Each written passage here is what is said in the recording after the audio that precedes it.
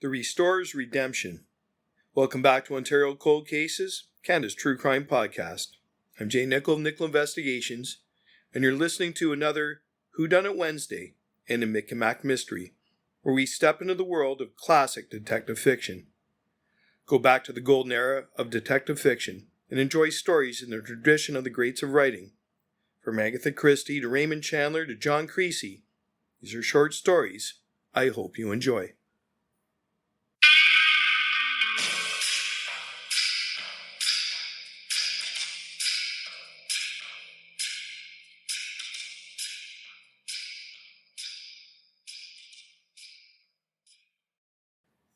Act 1.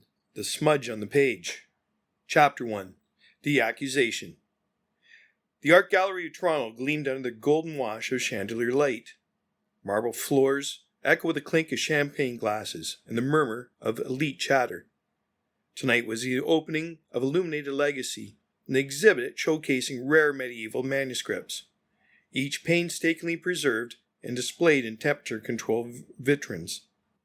At the center of the room, the prize jewel of the collection, 14th century Book of Hours, sat like a relic in a chapel. Freshly restored by Nicholas Hawthorne, the gallery's star conservator, the manuscript had drawn praise for its brilliant illuminations and delicate binding, seemingly untouched by time. Then came the voice, shrill, sharp, and slicing through the elegance like a knife. "This is a forgery!" The room froze. A man in a grey, herringbone suit, Professor Aldous Renly of Cambridge University, leaned over the display, monocle trembling. "I examined this piece myself 20 years ago. The pigment on the Archangel's robe is all wrong. This blue? It didn't exist until the 17th century. Gas followed. The curator turned a shade of peach. Flash bulbs popped. Near the back of the room, Nick Hawthorne stood utterly still. McCathie and MacNeely arrived 10 minutes later, summoned not for the art but the panic. They slipped past velvet ropes and guests clinging to hors d'oeuvres, heading toward the commotion. "Didn't think we'd be crashing a monk book party tonight," Mac muttered. "Keep your voice down," Mick said, and scanned the crowd. "That's Nicholas Hawthorne, the one Eve mentioned." Nick stood flanked by 2 board members, his jaw clenched. He looked like a man who'd seen worse but hated every second of this. "Mr. Hawthorne," Mick said, stepping forward. "Detectives McCathie and MacNeely. We're here to make sure this doesn't turn into a torch and pitchfork situation." Nick gave a tight nod. "Then you better start with Professor Renly. He's just accused me of forgery in front of every benefactor with a checkbook."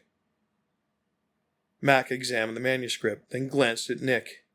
"Is it fake?" "Not when I worked on it," Nick replied coolly. "Then what changed?" Nick hesitated, his eyes flicking toward the crowd. "Some things I can't explain. Yet." "We've got time," Mick said, his tone neutral. "The more you leave out, the more they'll fill in." Nick sighed, rubbing the bridge of his nose. "I need to think, and I need someone who knows rare manuscripts better than anyone in this city." "Who?" Mick asked. Nick looked up. "Edward Thornton." Mac whistled low. "The book guy?" "The one and only," Nick said. "If anyone can prove this was swapped or tampered with, it's him." As the guests whispered and the board members convened in a tight, furious circle, Mick and Mac exchanged a look. The night wasn't going to end with canapes and polite applause. It was just the beginning.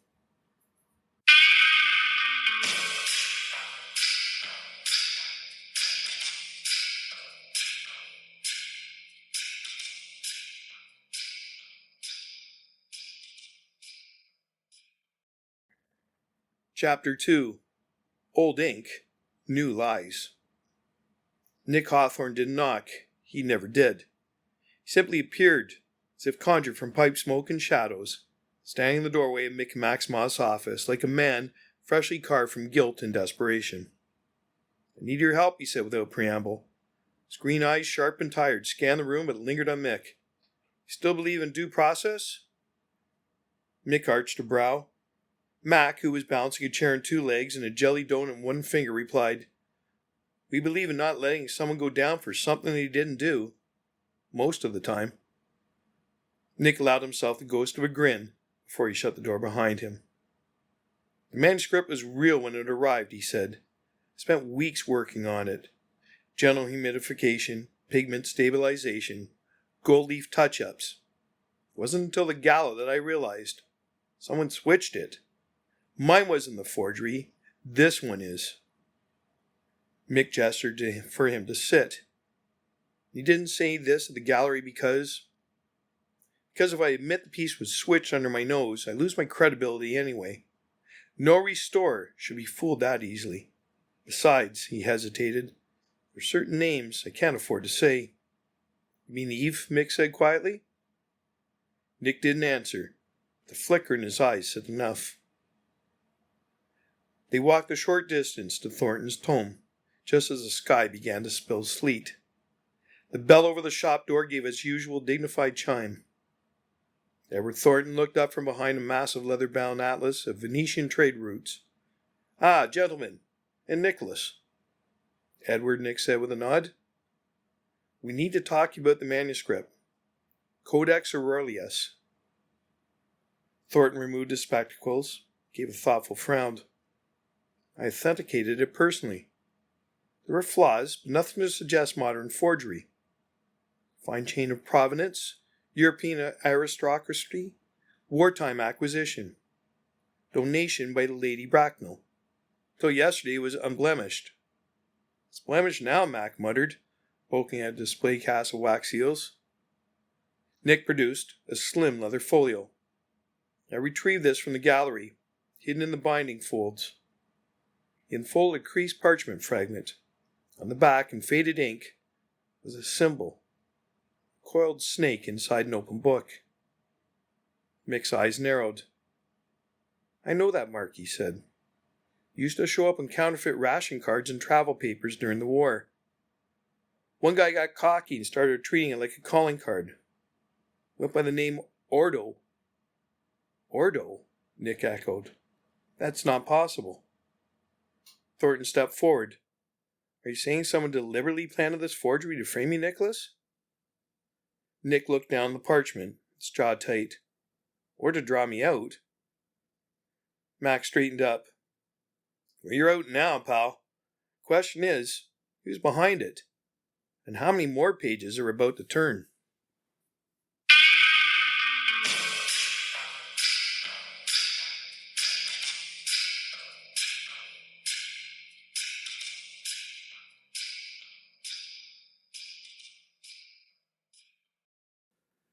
Act 2.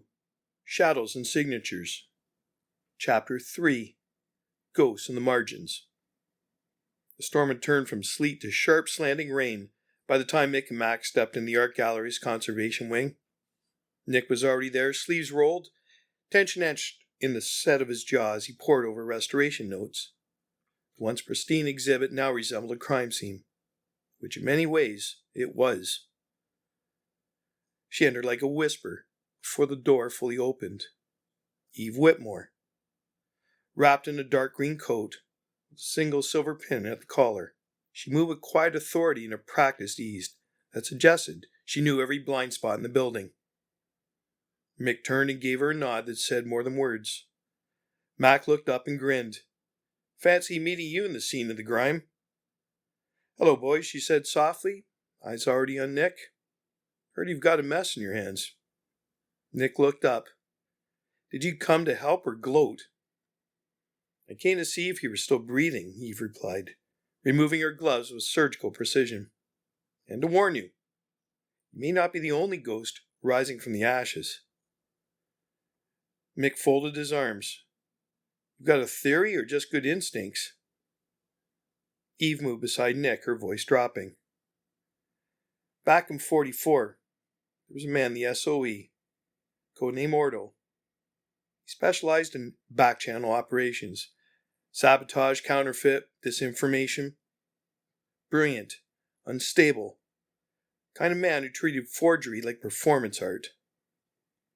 I thought he died in Prague, Nick muttered. We all thought a lot of things. He may be back, and if he is, This isn't about your reputation. It's about bait. Back at Thornton's tome, Edward emerged from the back room with a slim volume bound in red Morocco leather. "Been combing through the Bracknell collection," he said, setting the book gently on the counter. "De veritate et umbras, century tract on symbols in shadow philosophy. Last few pages were intact when I catalogued it. Now, one is gone." Turned the book, and there it was, precise terror where a leaf had once been. Nick leaned in. "Same donor?" "Yes," Edward replied. "And not the only anomaly. The watermark on the remaining pages has a faint echo. Something out of post-production." He angled the paper toward the light. Sigil appeared, faint, but unmistakable. The snake and the book. Mac whistled. "Wow, looks like someone's leaving us a trail of breadcrumbs." Eve crossed her arms. "No, they're leaving Nick a breadcrumb trail. We're just lucky he's not the kind of fool who follows it alone." Nick met her gaze. "Not anymore." Mick looked at the others, then toward the window where rain traced slow lines down the glass. "So," he said, "we've got a missing page, a signature from a ghost, a wartime code name that won't stay buried. Anyone else feel like we're being led into a trap?" "Sure," Mac said. "At least it's a classy one."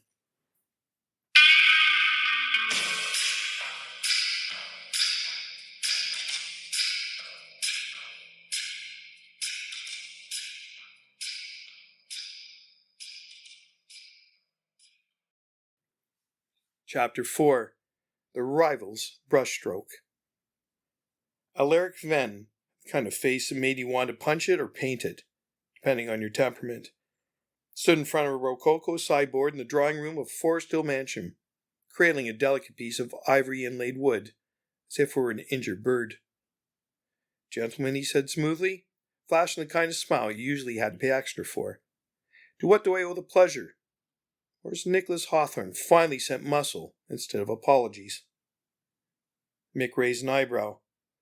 Mac stuffed a canapé in his mouth from a nearby tray and shrugged. "We're not here in Nick's behalf," Mick said. "We're investigating a forgery. 2, actually. Both with curious markings." "Forgery?" Venn's tone turned positively wounded. "Not in my circles. I traffic only in redemption." "That's what you call it these days," came a voice from the hall.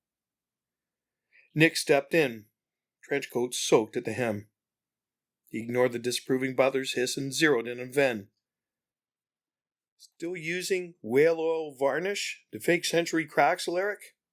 Still judging me, Nicholas? Some things never change." The tension thickened until Mick cut in. "Piece you're restoring. Mind if we take a look?" "Of course," Venn said with faux generosity. "I wouldn't want Toronto's finest to think I have something to hide." He stepped aside, revealing an illuminated manuscript leaf in a display frame. It was exquisite. Too exquisite. Nick stepped closer, running a gloved hand near the edge. "There," he said. "Bottom margin." Mick leaned in. Tiny, almost invisible sigil had been worked into the swirling vines of the illumination. The coiled snake and the open book. Same as before. "This isn't part of the original," Nick muttered. "It's been added.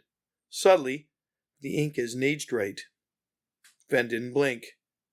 "That's how it came to me." "And you didn't notice?" Max said, popping another canapé.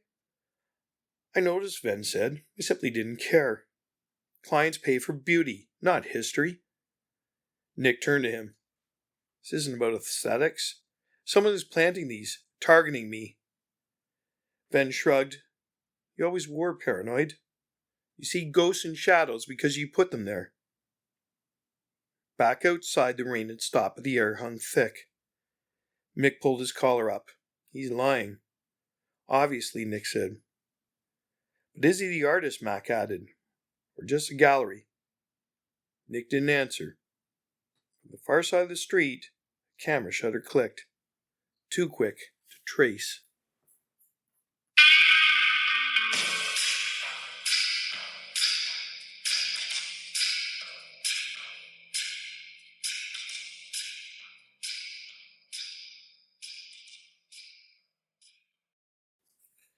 Act 3, The Print Beneath the Paint.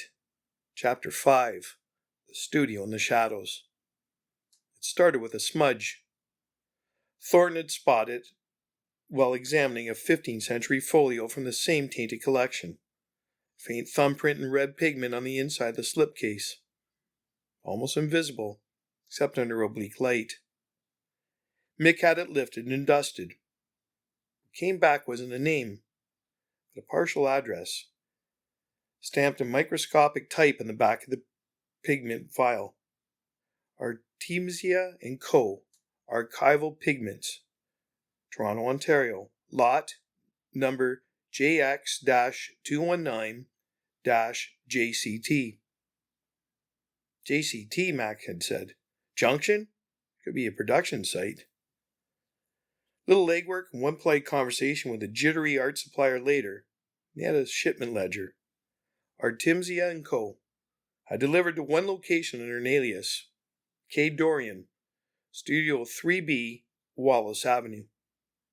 It's the kind of building you didn't notice unless you were looking for it.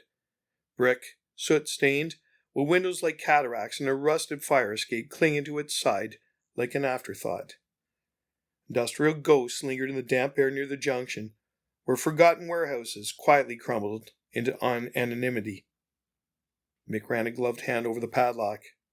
Picked recently. Mac gave it a tug. Sure it's not just cheap? Bit of both, said a voice behind them. Nick stepped out from the shadows of a recessed loading bay. Coat collar turned up, cigarette glowing in the drizzle. You really should consider investing in better locks, he added dryly. Mick smirked but didn't argue. You followed us? No, I led you. Just let you think otherwise. Mac shook his head. You and Eve must have gone to the same charm school. Inside, the air smelled of turpentine, old glue, something metallic. The studio was dim, lit by a single industrial lamp swinging from a long frayed cord. Dust lay thick over crates and shelves, except where it didn't. Along the back wall, a wide work table held an array of forged items in various states of completion. Illuminated pages drying under a warming lamp, ancient-looking bindings with new spines, maps with hand-ink borders curling under weighted glass. Nick stepped forward slowly, reverently. These techniques, he murmured. They're mine. Close enough. Burnished parchment, stretched vellum with iron gall ink, overlaid with oxidation scoring. He trailed off, staring at a half-finished page.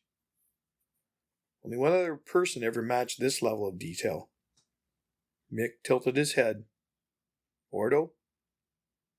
Nick nodded once. He used to say a great forgery wasn't a lie. It was a truth you wished were real. Romantic, Mac said. For a guy probably rigged maps that got people killed. Nick picked up a brass plate, used for embossing, and ran a thumb across its edge. He always left a flaw, too. One deliberate mistake.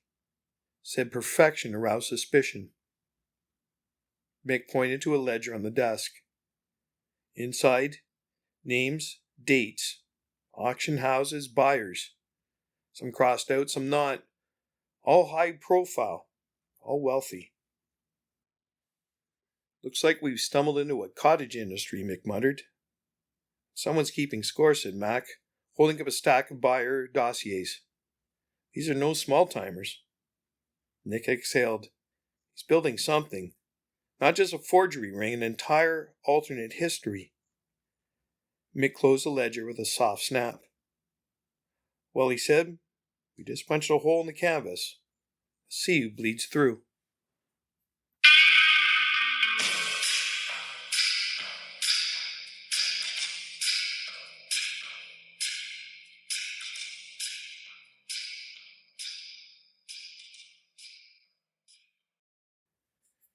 Chapter 6, The Turn of the Page.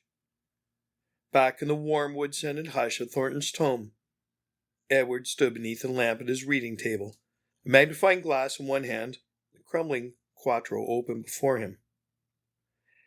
This, he said, tapping a page with the handle of his loupe, is not part of the original text. Nick leaned over his shoulder. It's Latin. Loosely, Edward replied. It's been interleaved with the main treatise on emblematic theology, only visible when the page is backlit. The phrasing, it's not ecclesiastical, it's tactical. Mick read aloud the faint scrawl. Opertario lamia, simulcrum papricum, destatatum ad transitum per pontum, septrinitrilum, confirmatio requisita, manus serpens, codis intactus. Mac frowned. I got serpent. Maybe bridge. I flunked Latin twice. Nick's face had gone pale. It's an operation code. Operation Lamia. A 4-document operation we ran in 44. The rest means paper likeness designated for passage over the northern bridge. Confirmation required. Serpent's hand. Codex intact. Turned to Eve, who just arrived, silent and watchful as ever. This wasn't just a forgery, Mick said. It was a replication of something we created during the war. Eve nodded. Not just in style. These pages are based on our forgeries. Ours, Nick. From the Camp X vaults. Nick stepped back as if struck. That vault was sealed. We burned the indexes. Eve's expression was unreadable. We thought we did. Mick crossed the room and lifted the dust jacket off another book. One of Bracknell donations. Thornton pulled aside for further inspection. Inside was a similar, hidden watermark. The coiled snake again, but this time encircling a dagger. Nick swallowed hard. That was his mark, before he adopted Ordo. Mac looked between them. His? Nick nodded. Silas Archer, brilliant cryptologist, forged Ottoman treasury papers that fooled both Churchill and the Turks. Last I saw him, he was bleeding out in a cellar in Prague. I left him there. You what? Mac said. It was him or the mission. We had to deliver the documents to blow open a Nazi banking conduit. If I'd stayed, Eve finished the thought, you'd be dead, and the war would have dragged longer. Someone dragged him out, Mick said. Or he crawled. Either way, he's not dead. Worse, Eve said. He's rebuilding his own version of history. And he's starting by erasing Nick. Edward gently closed the book. So, he said quietly, we're dealing with a man who not only knows your methods, but has access to materials thought destroyed, and a personal vendetta. Not just vendetta, Nick said, voice low. Silas never saw forgery as a means to an end. He saw it as creation, better than truth. And if he's back, he looked toward the window where dust painted long shadows across the rain-slick street. He won't stop at me.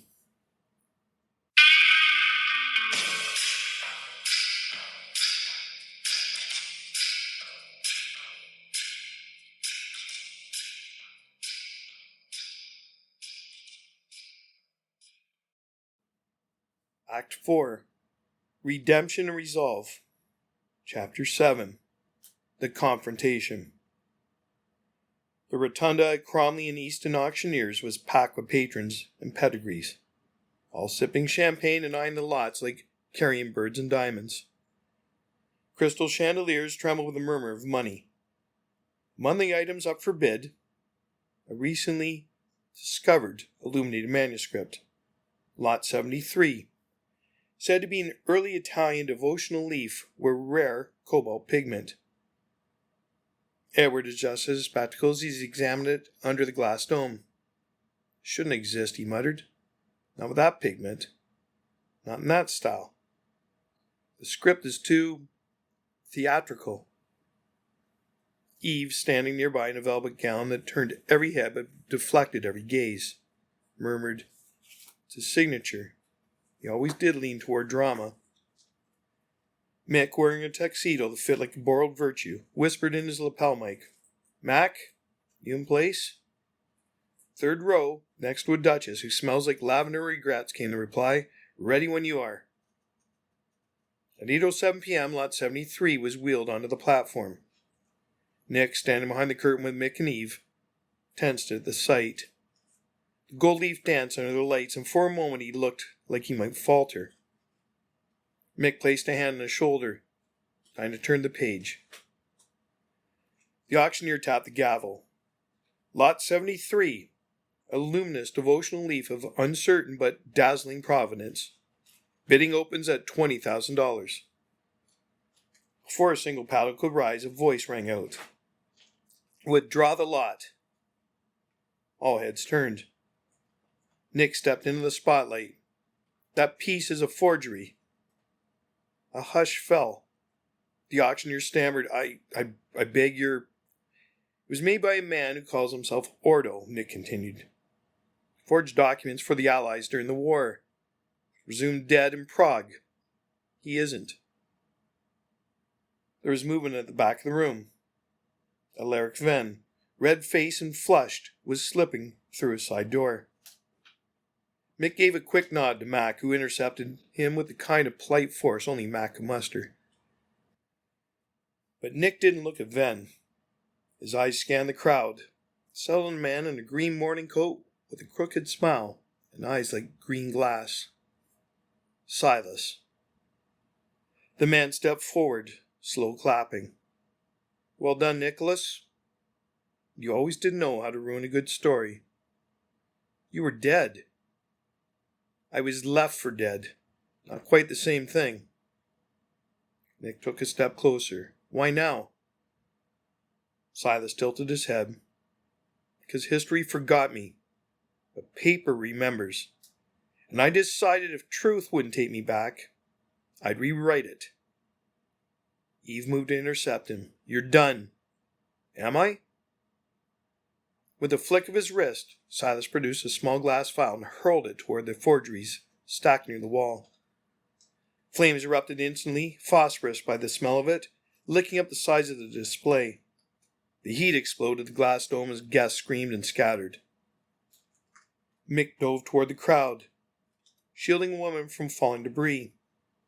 Mac hurled a fire extinguisher into action, spraying foam the grunt. But Nick was already looking toward the curtain. "Eve, he's gone." They followed. The back corridor was empty, except for a charred calling card smoldering against the wall. On it, written in delicate looping script, "The past is pliable. Ordo." Outside, as the fire crews finished damping the blaze and the last of the patrons trickled away, Mick lit a cigarette. "Think he'll resurface?" Nick looked out of the ash drifting down like fake snow. "It's a forger," he said.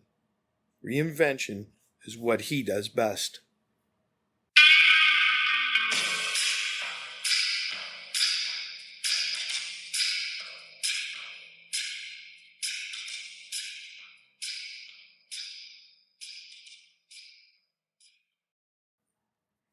Chapter 8. The Last Line. The flames had barely cooled when the story hit the morning papers. Forgery scandal rocks auction world. Wartime ghost of the gallery. And the more colorful, phantom of the parchment strikes again. Nick Hawthorne didn't read any of them. Instead, he stood in the side office of the gallery's director, quietly signing over his entire insurance settlement to a small, struggling fund for war widows and children. No fanfare, no explanation, just a signature in steady ink. "Keep the restorer's plaque," he told them as he left. "Just change the date." That afternoon he stepped into Thornton's tome, the familiar scent of dust and ink wrapping around him like an old coat. Edward was already waiting with a wrapped package. "A gift," Edward said, "from the man who once forged Aquinas with gooseberry ink and gilt." Nick raised an eyebrow. "Do I dare ask?" Edward smiled and handed over the book. Nick unwrapped it carefully. The spine read, Ethica per Artium, 1542. Genuine, beautiful, unmistakably original. Touché, Nick said with a faint smile. It's time you started collecting the real thing, Edward replied. Outside, the late-day sun filtered through thin clouds. Eve leaned against the lamppost beside Nick's car, coat collar turned up, arms folded. Nice of you to slip out with saying goodbye, she said. Thought I did. You nodded. That doesn't count. He smirked. So what now? You disappear again? Maybe. Or maybe I stopped disappearing. He looked at her for a long moment. It's never just the war, was it? No, she said, but it shaped the edges. Nick opened the car door, paused. There's a cafe still open in College. Makes a decent espresso. You could vanish there for an hour. Eve raised an eyebrow. Only if you don't forge the bill. He held the door for her, the tiniest grin playing at the corner of his mouth. No promises. Epilogue. The true original. Back at the station, Mick was trying and failing to organize the paperwork from the auction sting. Mac lounged nearby with a coffee and a cruller. You ever think, Mac said between bites, about how hard it is these days to tell a copy from the real thing? Mick glanced up. Meaning? People, stories, even the past. Feels like everyone's rewriting everything. Mick considered that and nodded. True, some things can't be faked. Like what? Mick smiled. Your grandma's apple pie. Can't fake that. Mac ran damn right. A beat. And your inability to do paperwork. Mac scowled. Now that's forgery. I distinctly remember filing those under somewhere. Mick shook his head, laughing as he reached for another form. The Restorer's Redemption. The end. This has been another episode of the Mick and Mack Mysteries, only on Ontario Cold Cases, Canada's True Crime Podcast. Stay tuned for more tales of murder, mischief, and mystery, straight from the streets of post-war Toronto. Ontario Cold Cases, Canada's True Crime Podcast. Available wherever you listen to your favorite podcasts. Subscribe to Ontario Cold Cases today so you never miss an episode. Please share your thoughts and questions in the comments.